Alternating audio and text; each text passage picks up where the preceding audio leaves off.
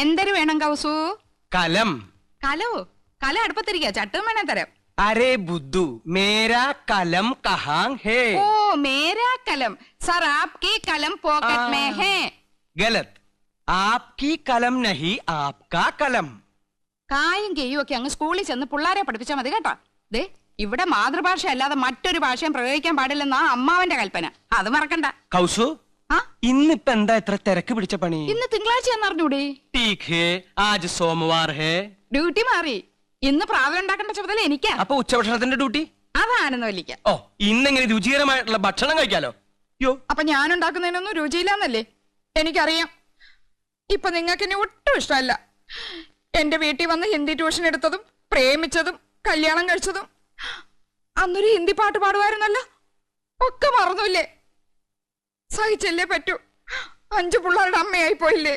ചൗദുവിൻ കച്ചാന്ത് യാബ് താബ് ബദ്മാസ് ക്യാ ഹോനാ?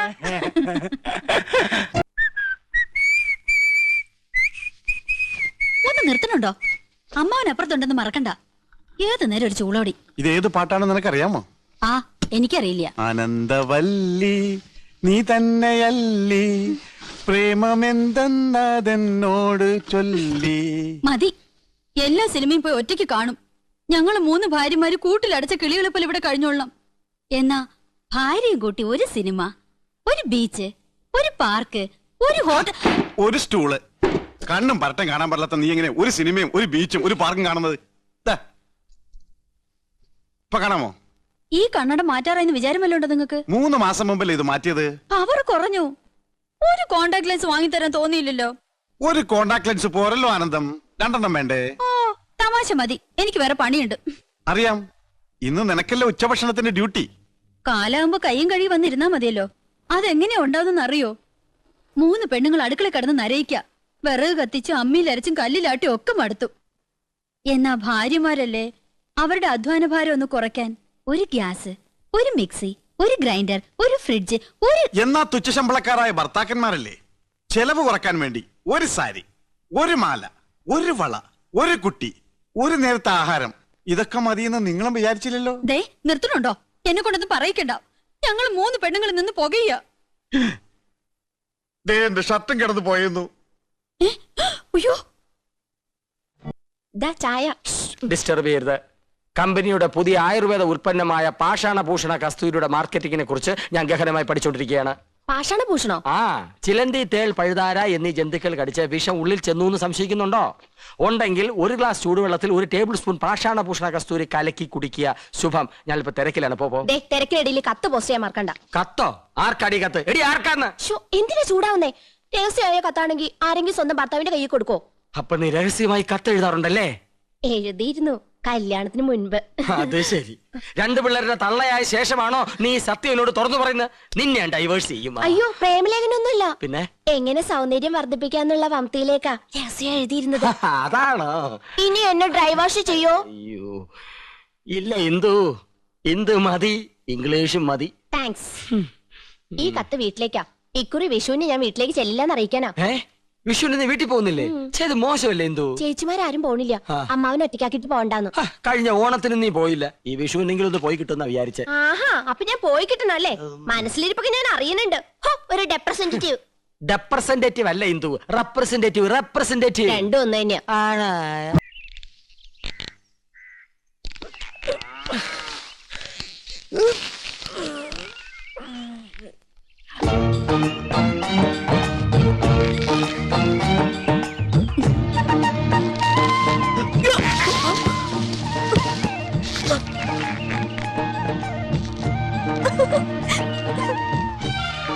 ചന്ദ്രു, കോളേജിൽ പോകാനായി. കസർത്തിനും കഴിഞ്ഞില്ലേ? കഴിഞ്ഞു.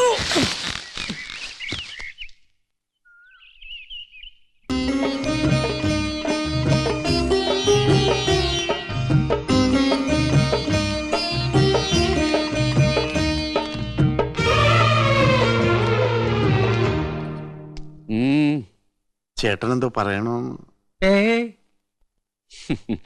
നന്ദകുമാരൻ എന്തോ പറയാനുണ്ട്. അർദ്ധോക്തിയിൽ വിരമിക്കണ്ട, പൂർണ്ണമാക്കിക്കോളൂ. കൃഷ്ണനും ഗോപനും സ്വന്തമായിട്ട് വണ്ടിയുണ്ട്. എനിക്കും ഒന്ന് വാങ്ങിയാലോന്ന്. സെക്കൻഡ് ഹാൻഡ് പോരെ? മതി. അപ്പൊ ശകടമാണ് വിഷയം. ഗോപകുമാരന്റെ ഒപ്പല്ലേ നീ എന്നും പോണത്? നിന്നെ സ്കൂളിൽ വിട്ടിട്ട് അവനെ ഓഫീസിൽ പോയാ പോരെ? അതിന് 2 ശകടാക്കട് വേണോ? അല്ല അച്ഛാ, പോണ വഴിക്ക് 1-2 ട്യൂഷൻ ഒത്തു വന്നിട്ടുണ്ട്. ആയിക്കോട്ടെ, അത് കഴിഞ്ഞ് ബസ് പോവാലോ. ആ വഴിക്ക് ഇഷ്ടം പോലെ ബസ് ഉണ്ട്.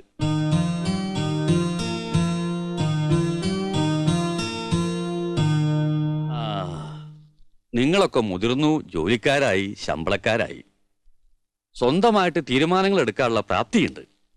അഭിപ്രായം പറയാനും നയിക്കാനും ശേഷിയുള്ള 3 മാമഭാഗങ്ങളും. എന്നാലും എല്ലാം അച്ഛനോട് ചോദിച്ചിട്ട് മതി എന്നുള്ള തീരുമാനം നന്ന് സന്തോഷം. അച്ഛന്റെ അഭിപ്രായം പറയാം. ഗോപന് അവന്റെ കമ്പനി വക ശകടുണ്ട്. നമുക്ക് പണം ചെലവില്ല.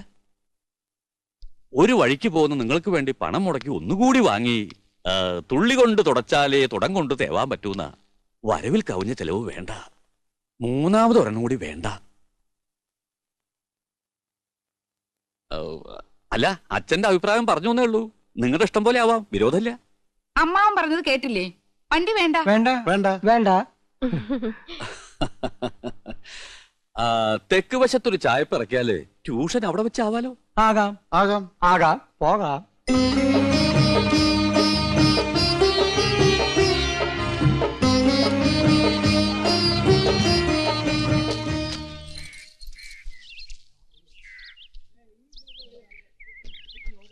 മാളേക്കൽ വീട് പെയിന്റ് ചെയ്യണ്ടല്ലോ. പുതിയ താമസക്കാര് വരികയായിരിക്കും. വിട്. മക്കളെ സൂക്ഷിച്ചു പോണം. പതുക്കെ പോയാ മതി. ശരിയച്ചാ. അച്ഛന് ഭയങ്കര പേടിയാ. കൃഷ്ണ ഗുരുവായൂരപ്പ, എന്റെ കുട്ടികൾക്ക് ഒരു കുറവും വരുത്തല്ലേ. ഒന്ന് വെറുതെ ഇരുന്നൂടെ? പോയി വെള്ളം എടുത്തിട്ട് അടി.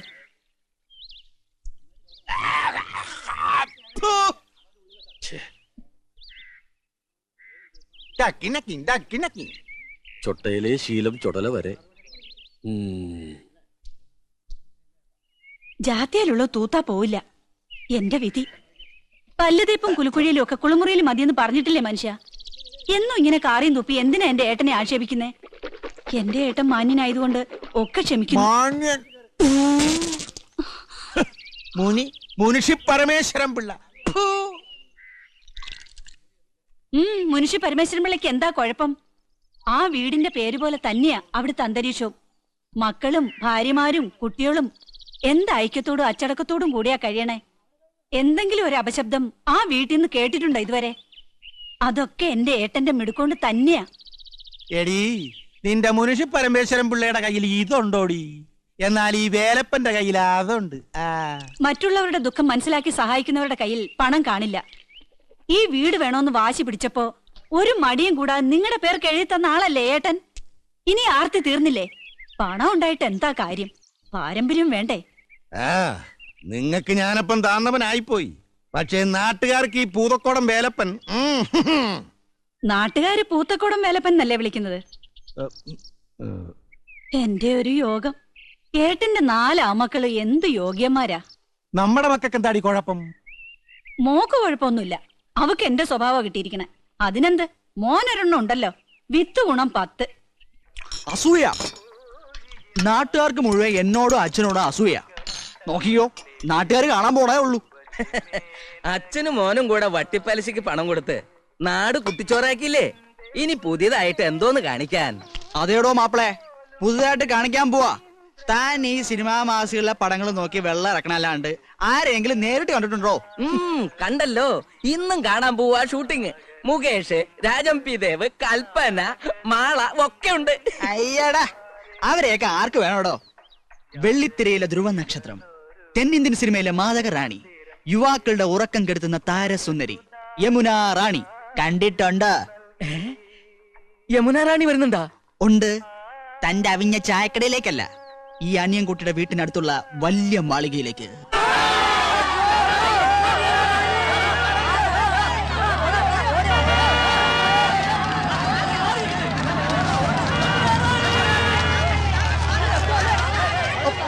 തള്ളിക്കരാളെ, എന്താ ഇത്? യമുന റാണിക്ക് അല്പം ശുദ്ധമായി കിട്ടട്ടെ. മാറിക്കാലോടോ പറഞ്ഞത്. മാറിക്ക. താനാരാ? അത് ചോദിക്കാൻ താനാരാ? വന്ന് കേറിക്കോളോ ഓരോ മാരണങ്ങള്. അങ്ങനെ വന്ന് കയറിയല്ലോ. ഈ വീട് ഏർപ്പാടാക്കിയത് ഞാനാ. മാറി നിക്കടാ. മാറി മാറി മാറാൻ.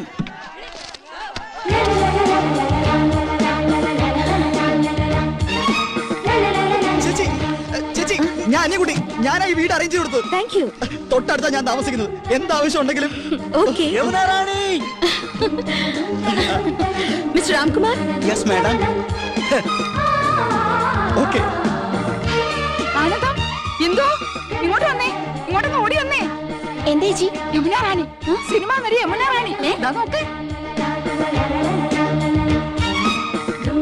അയ്യോ. ഇങ്ങോട്ടൊന്ന് നോക്കി.